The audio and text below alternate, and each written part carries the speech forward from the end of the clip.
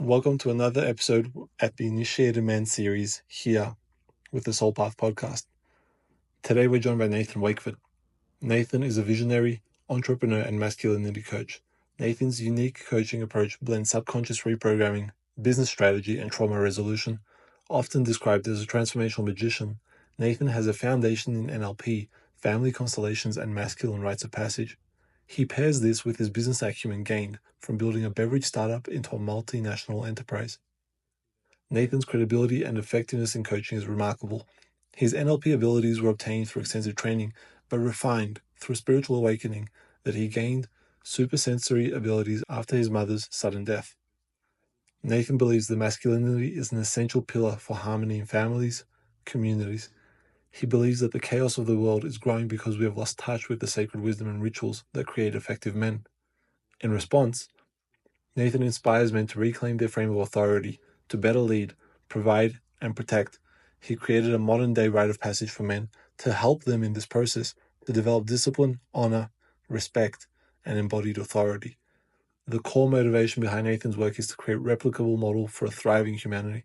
His endeavor is reflected in Mother Tree, a regenerative sanctuary and replicable model for a thriving humanity.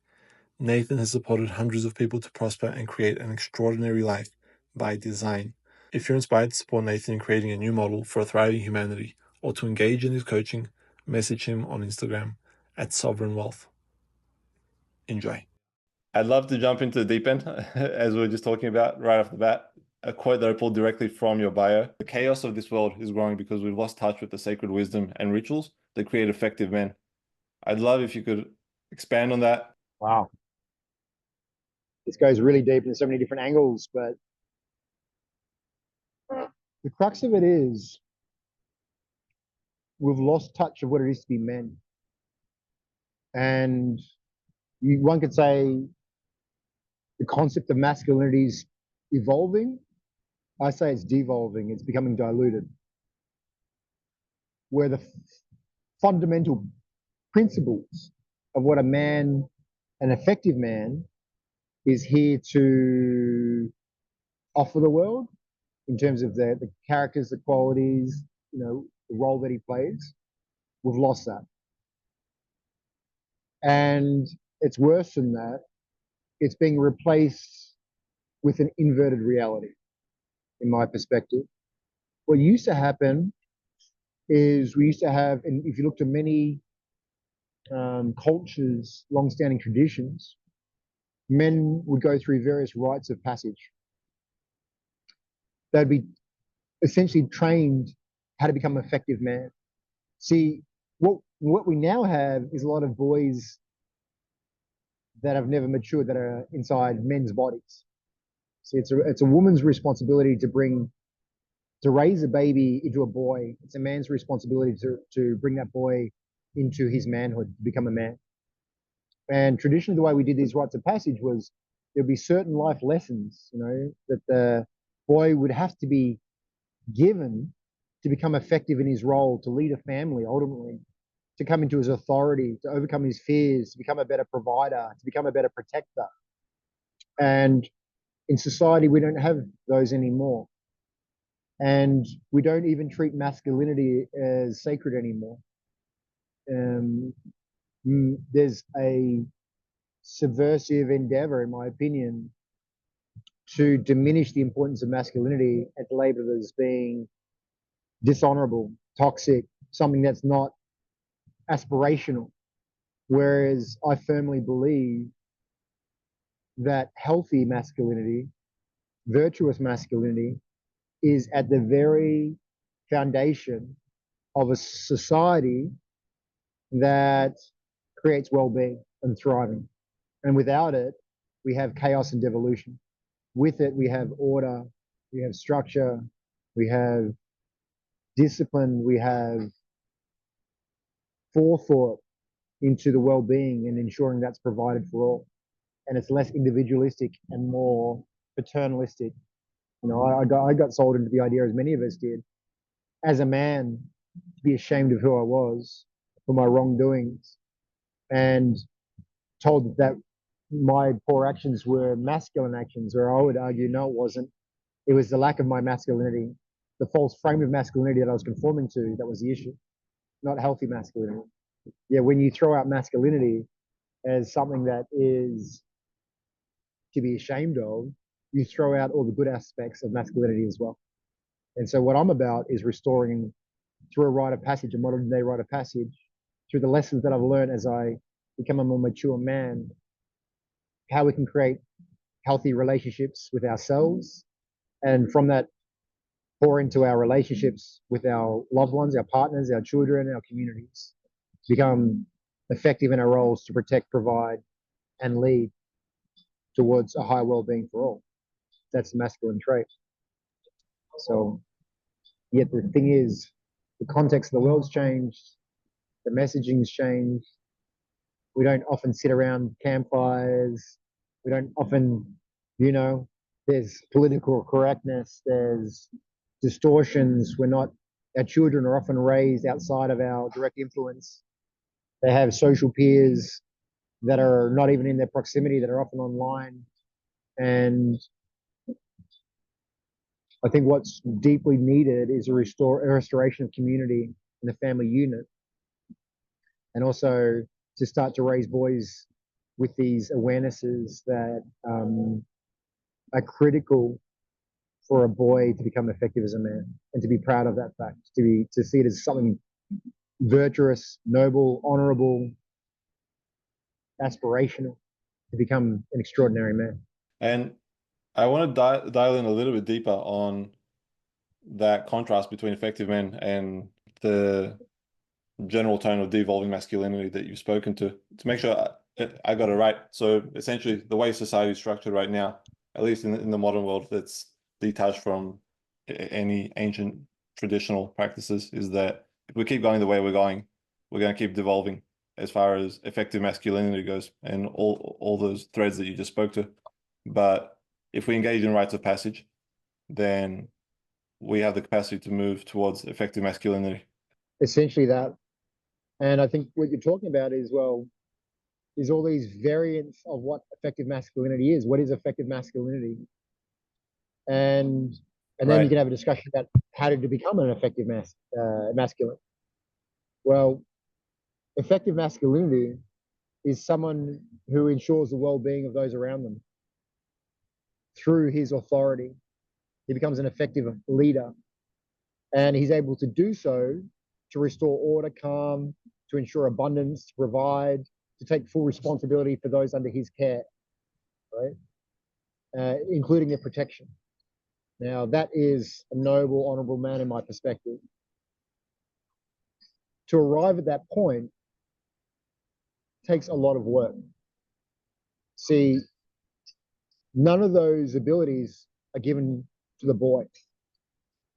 They all have to be earned. A man is made. So to be able to do that, to become an effective man, is essentially a lifelong endeavor where the boy will go through various stages into becoming that effective man. He has to first learn his nature, what is within him, his abilities, his interests. And he starts off curious. And I don't know if you've heard of this model, but he starts off as a page, innocent.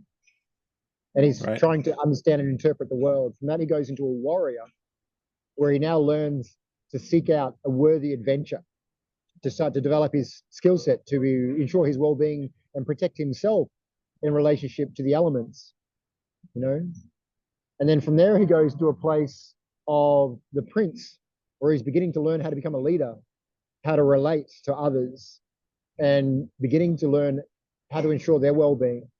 And then he steps into the king, where he creates a state, and he leads, he commands. And then he becomes a wise king, where he shares that wisdom and he unites with other kings to create. Yeah, nice. Now, at every one of those stages, the boy has tests, trials that he has to pass. And in ancient traditions, now obviously we're in a completely different context now. So maybe it's not appropriate to go out and kill an animal in the wild and be left out there under supervision to make your own shelter and provide your own food, find your own water. I think if that were to happen today, majority of boys would not survive very quickly at all. And I think there's going to be a transitionary period, but the saying goes, hard times create strong men create easy times create weak men. And we're Yeah. currently in easy times creating weak men. So I don't think that what I'm suggesting is just a desirable thing. I think it's absolutely essential if we want society to prevail where humanity is on a trajectory to higher well-being. I don't think it's just a desirable thing. I think it's absolutely essential, and without it, it's impossible. Society Yeah. will self. I'm with you on that one. I'm curious if we could dial in a little bit more. And I want to highlight what you said, that a man is made and it is a lifelong journey. And my general sense, at least through the stages of life that I've gone through, is that when there's a time of transformation about, that if I lean into it, I see myself and experience myself as a man. Whereas if I pull back from what the challenge is, I start to experience boyish tendencies. And so it's like this idea that you don't just go through an initiation and now you're a man, but you consistently have to show up in ever sharper ways to move through those stages of the lifelong journey that we're on, right? I'm curious if that's been your experience, like what your observations have been around that. Yeah, I frame that, the way I talk about that, what you're describing, is called the masculine frame. And any Tell me structure, more. be it any structure, whether it's a bridge, whether it's a building, requires maintenance. And if it doesn't maintenance, if it isn't maintained, it's going to over time erode, destruct. That's true of the masculine frame. If it's not defended, maintained, worked on, enhanced, it will atrophy, it will break down, you will lose connection with it. See, a lot of men that find themselves, for instance, in unreserving relationships, they went in there quite strong, they come out weak. That's because they didn't hold their frame. Or they go through a trial, a life event, a trial, whether it's a financial trial, whether it's a health experience, a breakup, something, and they come out weaker. And I should say they then have the choice of whether it's a temporary weakness or a invitation into their strength. The breakdown becomes the breakthrough, and that's obviously what happened with me, and we'll talk about that. But if we get back to the topic of men are made, and I talked about, well, the core of that masculine identity is the masculine frame. How would you go about building the masculine frame? How would you go about optimizing the path trajectory of a man? How would you create the most leverage to develop masculine frame within men? And essentially, I've broken it down to a few core elements. One of that is he has an internal frame of reference. Now, a boy is constantly seeking approval, acceptance, and love and comfort because that ensures his survival as a boy. So he's going to seek it from his mother. The mother provides love and comfort, care. Now, that works for the little boy. However, it doesn't work when he's a man.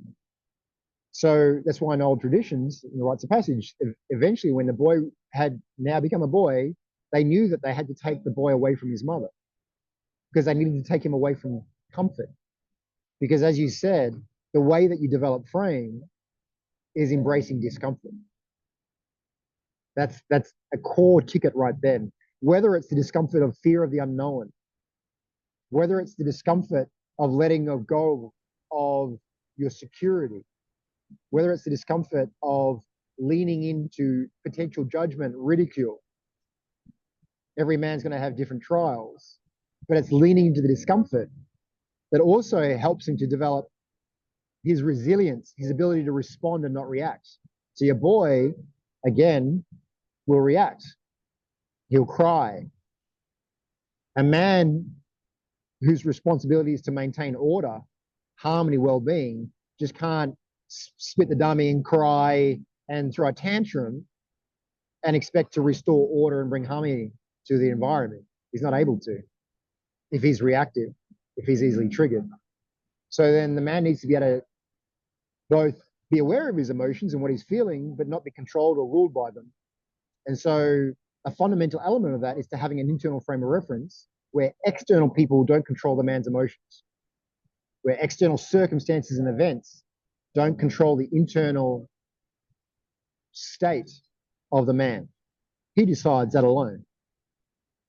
So he responds then, he chooses to maintain order and calm within himself. And then through his authority, he brings that calm into the outer world reality, into the reflections around him. So even when there's challenge, adversity, strife, he's calm. And he knows, he trusts himself in his ability to respond, and he's resourceful, and he restores harmony and order. And people look to him as to what do we do next? They look to him for his leadership. See, a boy is still under the leadership, the authority of his mum. And so boys that never transition into mature masculinity stay inside the frame of feminine authority. I feel like that's a nice segue for the next question I have for you. And it's a common theme amongst men's initiation, the separation from the mother, right? And I know that you've got a personal story that's close to the heart that you're open to sharing. I'd love if you could walk us through that personal experience of how you encountered it and how loss was an initiation for you. So around 18 years ago, my mother passed away. A week before I did that, I was around 3 years into my business, 2.5 to 3 years into my business. I had a global beverage company that I built. It started in Australia. At that time, I wasn't a framed man. I was stressed. I was overwhelmed. I wasn't well handling the circumstances. And then my mother passed away. And when that happened, she had been my bedrock. She had been who I was going for emotional support from. And this is a critical component to the masculine frame. When he's still a boy, he's going to seek emotional comfort from the feminine rather than restore it within himself. And so in a way, my mother was beautiful. She was caring. And yet so much of my power was wrapped into her providership, her emotional support, because I hadn't developed that masculine frame within myself. And so the way that I connected with that initially was, I did this path. I did this rite of initiation with the Mankind Project. And it was a week before my mum passed away. And so one thing it gave me was the ability to have a conversation with her from that rite of passage about my connection with my heart, my gratitude for the role that she'd played in my life, and to be able to express that with her. See, a man who's in his power is able to express himself authentically without fear of judgment. And it doesn't mean you're going to say bad things. You're going to claim authentically who you are and be grateful for your existence and experience, regardless of your mother's approval or not. But in this case, what came out was really just an appreciation of what the role she had played in my life.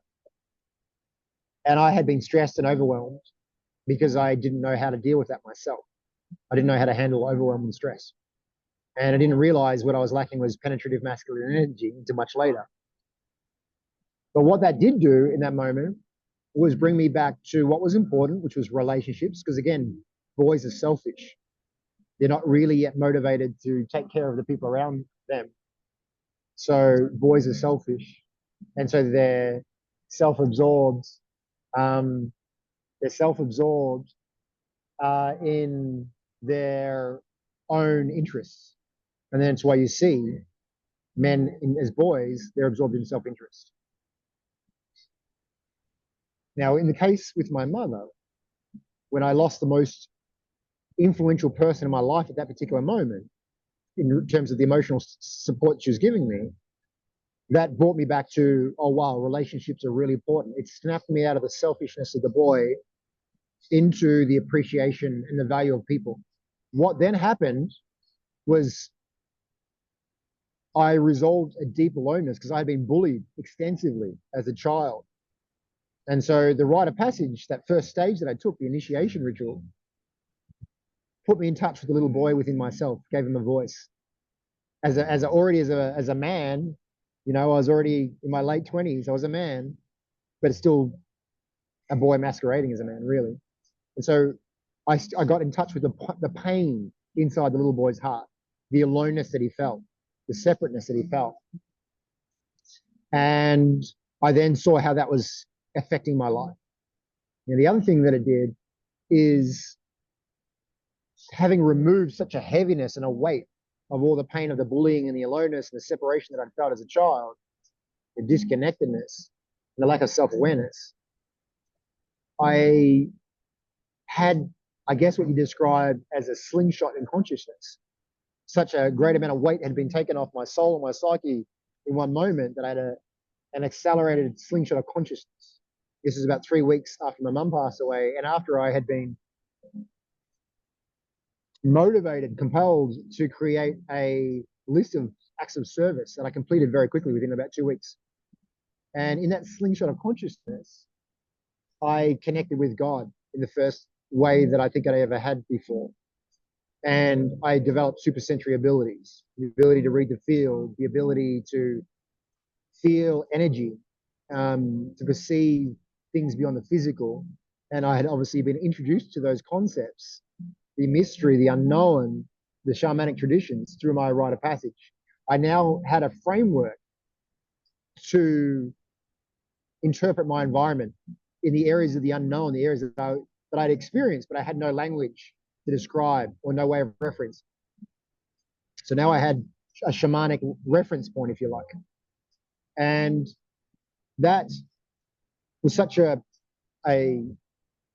polarity swing from the pain of losing one of the most important people in the world to me, to experiencing the bliss of divine connection and union, it totally disorientated whoever I thought I was. It completely shattered my frame of reality, to the point that my business partner Tom was like, shit, I wonder if I've lost Nate. I don't know what he's doing. Really, the structures of my ego, my identity, everything was crumbling. And that's it. I got tingles as I share that with you. That's a signature move that you're going into a heightened state or your next evolution as a man, when everything around you crumbles down. It's a beautiful point. It doesn't feel like it, but it basically means the identity is now crumbled. It brought you to that moment, which creates the opportunity for an entirely new identity. So from that moment, I lost some of those abilities, or at least they weren't as, I was like, I had a slingshot, then it came back to the foundations that I was able to sustain.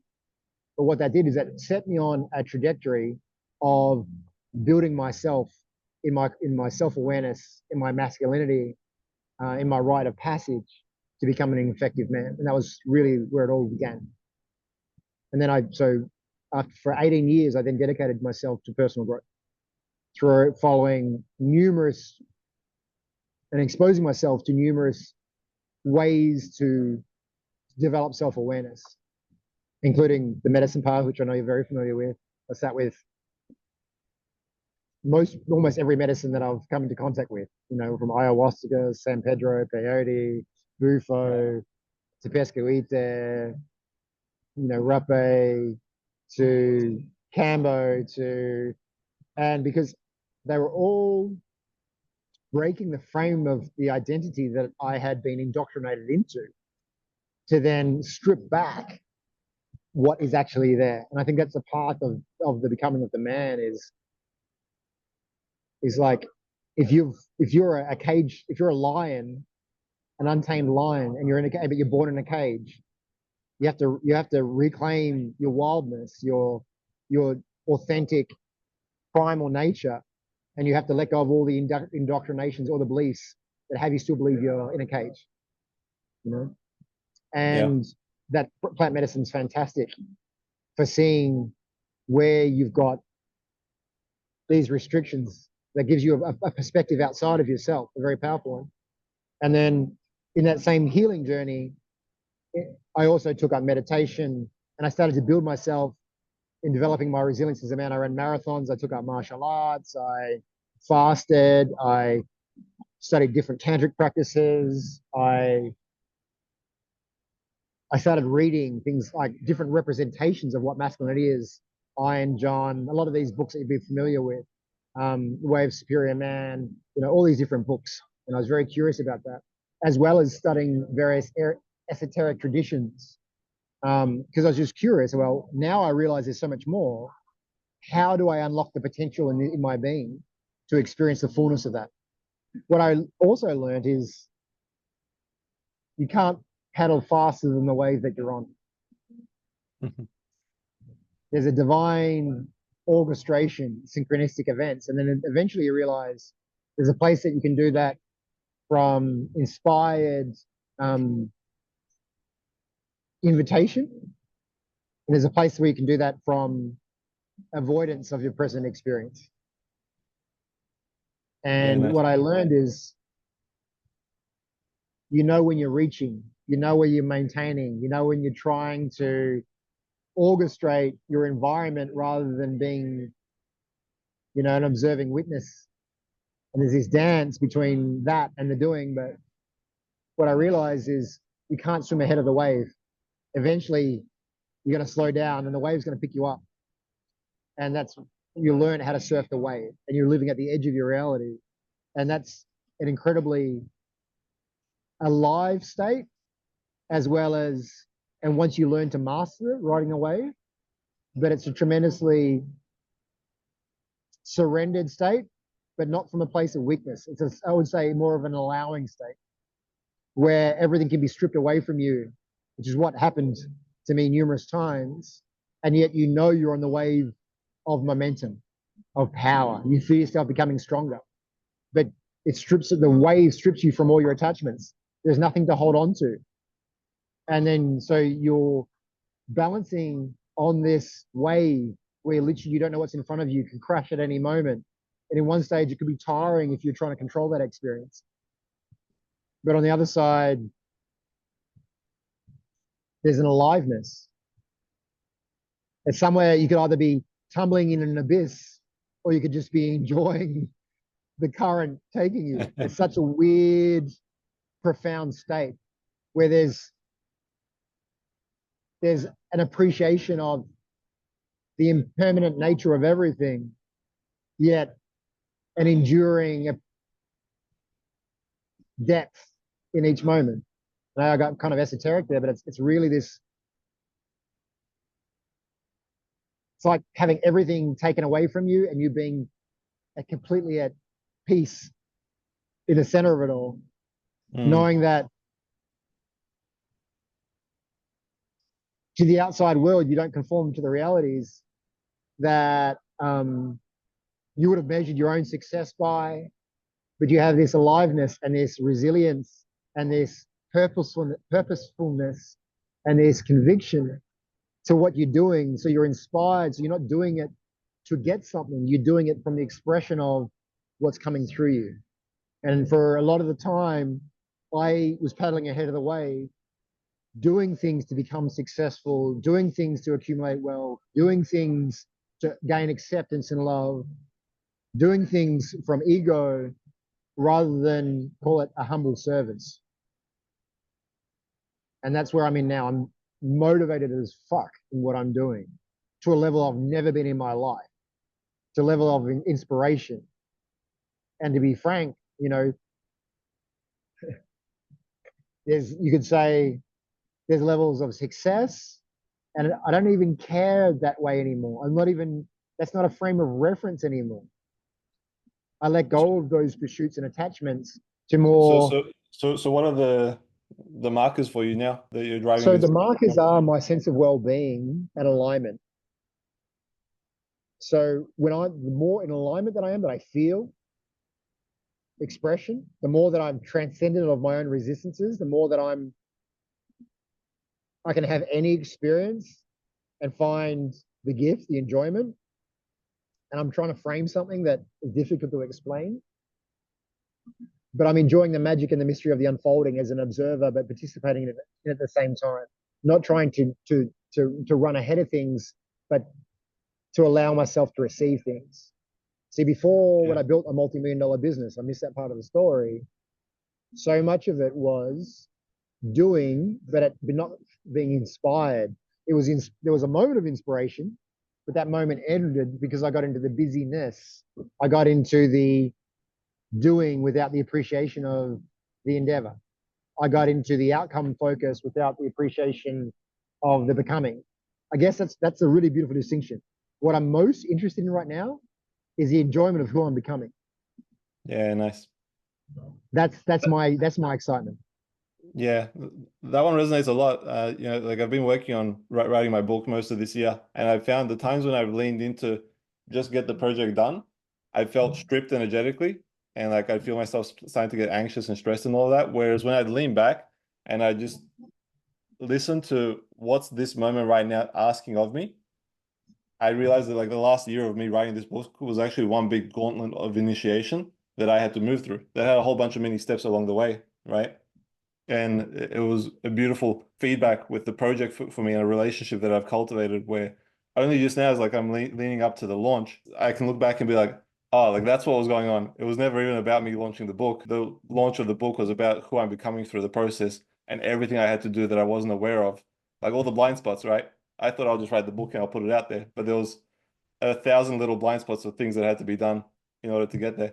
I want to add into that little discussion.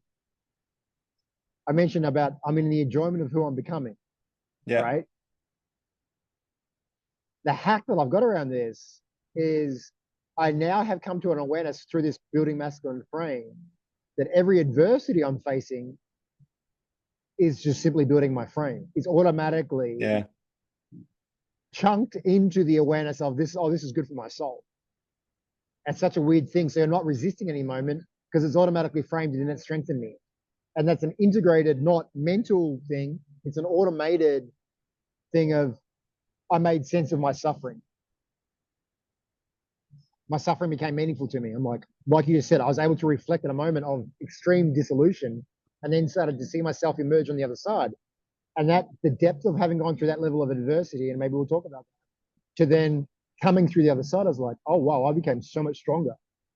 All this pain of avoiding loss, avoiding breakups, me trying to control my life, me trying to conform to other people's expectations, me trying to complete projects by when I thought other people would want them rather than what was divine alignment and divine will.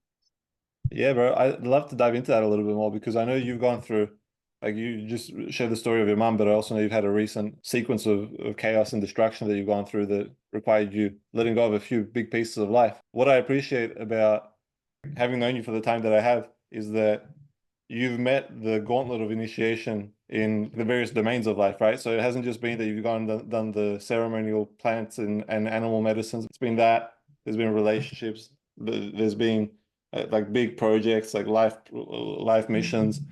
And so I'd love to lean into that a little bit more because I feel there's real value in speaking about those darkest parts of life actually being the greatest blessings and initiations that we can allow ourselves to receive fully if we're not tied up in doing exactly what you said, trying to be the general manager of the universe and control everything, but rather recognizing, hey, identity is shifting. How do I ride the wave the way that you were speaking about and enjoy it along the way? So please, Well, it'd bro, be like this. take it away. I want to give one analogy. So this is for all the people that are going through immense dissolution and destruction right now. You know the concept of cymatica, where you're changing the frequency spectrum and you're broadcasting those sound frequencies on a plate where you have sand on it, and you broadcast the various Yeah, frequencies of the chakras. They're in one shape, and then it gets dissolved to nothing. Then it pops out into a much higher order.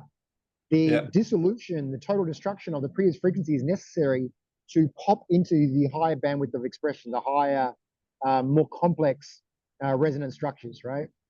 The analogy is when you're resisting that destruction and dissolution process, is you're trying to reconstruct what you've known, the lower frequency identity of trying to move all those lines and those grains of sand as the frequency of your life is taking you into this higher order frequency. And here's the thing, everything that you intentionalize that's based on your previous limited identity is going to dissolve to come into the intentional alignment and frequency of your new identity. Once you're okay with that process, you're going to celebrate destruction, right? You're going to enjoy it for who you're becoming, and you're going to have your eye on the prize. Where the strength and the courage comes from is you'll sit in the middle of total dissolution of your world, of everything that you built in every way, and yet you'll feel free, liberated, and more in alignment. And you do this enough times, which has happened to me numerous times, then you're excited for this next chapter. you're excited for what's now coming into existence. So example, I mentioned that I built a multi-million-dollar beverage company and took it global. I built this multinational business, and that was, for a time, defined me, as the entrepreneur tea guy who became kind of successful to the average person standards, I guess. To feel that the investment my parents made in my education and was suffice, I actually made money. Took me a while. And then what happened was I felt a stirring. I had these intuitive gifts that I said now that I've had these for like 16 years, 17 years, 18 years. So this is going back 4 years ago. I was coming to Mexico. I didn't know it, but then I was going to sell my company, and I'd reached a point of comfort where it didn't make practical, logical sense to sell a company where it was providing for me. And yet, through COVID, that provided the discomfort for me to realize, well, I've worked 16 years to build something with my business partner. And yet that might not be secure. And I felt that eventually that it became a cage to my own growth and evolution. It had been built on the identity that had gone so far, but my identity was seeking something else. I was seeking a heightened experience in some of the way. And I felt compelled to go towards Mexico.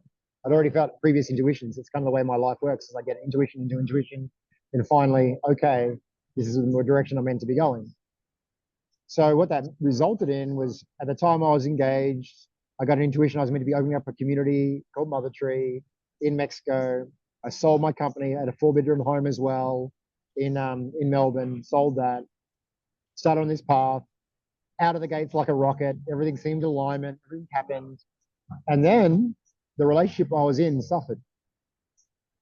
And then in the breakup of that, I went from having obviously a lot of capital, a lot of financial resources, to then having to settle and separate from the ex-partner who had invested in the project, as well as I was in the middle of buying more land. So all of a sudden, I was very asset rich and very cash flow poor. And I started coaching, and that was in part done from a place of fear, not the place that I am now. Very successful based on, my ability as a coach, but I soon felt out of alignment even doing that. And took some losses in crypto. Net result was gradually the things around me, the structures that I built on the old identity, crumbled down. So the relationship crumbled, my financial identity crumbled. I obviously sold my business that I'd invested 16 years of my life in. I then went into another relationship, had my heart broken then. So finally paid off my ex-partner. However, got to a point where literally, because I had been selling a plot of land, I was no longer in authentic alignment with myself. The outer world was reflecting the dissolution, not the construction phase that I was in. I went from selling a plot of land every 6 weeks to 2 months to not selling a plot for more than a year of land. So the project died up with capital, dried up, the progress slowed down, and I was in a place of dissolution where I started to lack energy and motivation. And I was externally referenced at what I would call a false frame of masculinity at that stage. I was still trying to please people, live up to others' expectations. I had business partners that quit on me. I'd opened up another cafe business. That business failed. So I took a financial loss on top of that. And I got to a position where I had literally 100 pesos to my name, no money, cards maxed out, nowhere to live. And I got to a point of complete surrender where I literally had no options. And I had too much pride to ask for support and help. And to be frank, even when I did, it seemed like that didn't do anything anyway, because it was a temporary measure. So ultimately, I knew that I had to meet something that I'd been avoiding, to meet the fear of not being supported, not being cared for, to meet the unknown with trusting that I was going to be taken care of. So when I shifted that, magic started happening. When I literally gave over the reins to God and trusted that all of this was for my highest good. When I started to do the one thing I could control was my relationship to what was happening, which was I'm going to start to deepen in my self-care, develop discipline. Eventually what happened was God started providing. Literally, people would say, "Hey, do you need a place to live?" I'd be like, "Yeah." And I got 2 months rent free. Then I had a circumstance of a friend calling out and saying, "Me, no, I can't go out, dude. I've got no money to even go boxing or whatever it might be." And then what ended up happening was I ended up being given a bag of groceries.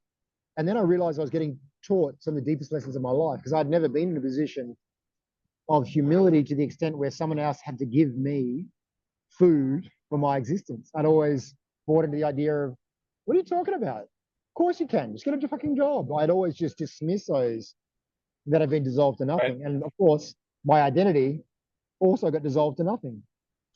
How I built myself got dissolved to nothing. My identity of being a successful entrepreneur, I had to eat my shit.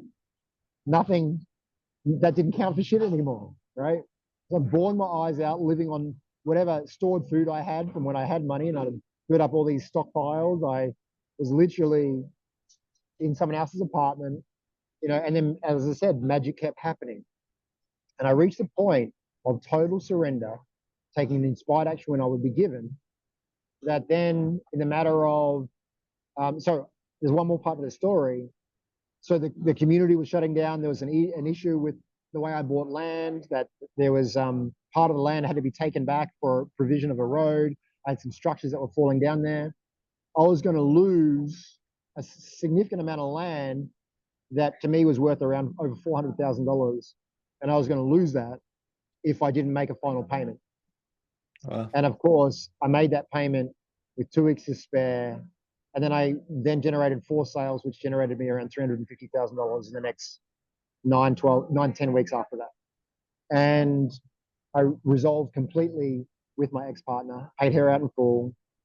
I settled all my debts. I had kept recording of everyone who'd ever lent me money, gave me money, and paid it all back. And then I realized I'd survived a huge ordeal and stayed in integrity. So the final thing that I'll say about the masculine frame, how do you know if you've got a strong masculine frame, is the ability to experience and endure intensity, be it financially, emotionally, spiritually, mentally, whatever, and still remain in integrity within yourself. And so what then happened was I realized what I'd gone through as I built myself up into a higher resonance when I'm literally wanting to cry on the couch and have nothing going on. I pulled myself out of that hole and I restored my masculine frame. And then I realized what I'd done. And then I realized that I took full responsibility for how I shown up in my relationship in the community. And I saw that I was still within my feminine frame inherited from my mother. I was still looking for external validation, acceptance. I was not willing to stand for my own truth. I was not willing to disappoint. I was not willing to discipline. I was not willing to cut. And so I was trying to please everyone and please no one at the same time. And I was willing to sacrifice my own well-being to try and please others. And when I really understood that as a masculine frame, and I read a book, it's for men, a book called by Jer called The Wolf Speaks. And that's got an extreme example, but I don't agree with everything he says, but it really hit home with, oh shit, I don't know what it is to be a man, and I've been studying masculinity for the last 18 years. I didn't know what a masculine frame was. I was in a feminized frame of masculinity and conforming to that to try and gain acceptance and love, externally referenced. And I was in a false frame because I had ticked a lot of the boxes of what a framed man would be. I'd been financially successful. I was good at attracting women. I was physically fit. I was all these things.